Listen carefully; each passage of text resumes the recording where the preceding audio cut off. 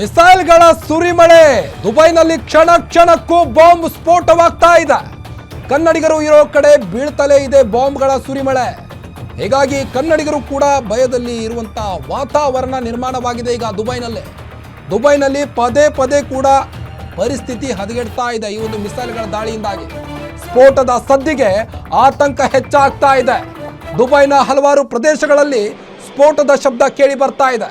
ಹೀಗಾಗಿ ಜನರು ಕೂಡ ಆತಂಕಕ್ಕೊಳಗಾಗಿದ್ದಾರೆ. ಅಲ್ಲೀಗ ಪ್ರಾಣ ಉಳಿಸಿಕೊಳ್ಳಲು ಬಂಕರ್ಗಳ ಮೊರೆ ಹೋಗ್ತಾ ಇದ್ದಾರೆ ಜನರು.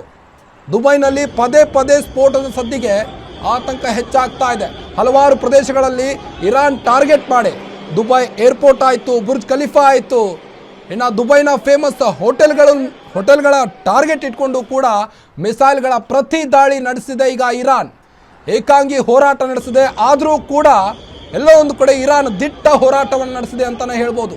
ಹಲವಾರು ಪ್ರದೇಶಗಳಲ್ಲಿ ಸ್ಫೋಟಗಳ ಶಬ್ದ ಕೇಳಿ ಬರ್ತಾ ಇದೆ. ದುಬೈಯನ್ನು ಸಂಪೂರ್ಣವಾಗಿ ನಲುಗುವಂತೆ ಮಾಡ್ತಾ ಇದೆ ಇರಾನ್. ಈಗ ಪ್ರಾಣ ಉಳಿಸಿಕೊಳ್ಳಲು ಕೂಡ ಬಂಕರ್ಗಳ ಮೊರೆ ಹೋಗ್ತಾ ಇದ್ದಾರೆ ಜನರೀಗ ಅಲ್ಲಿ.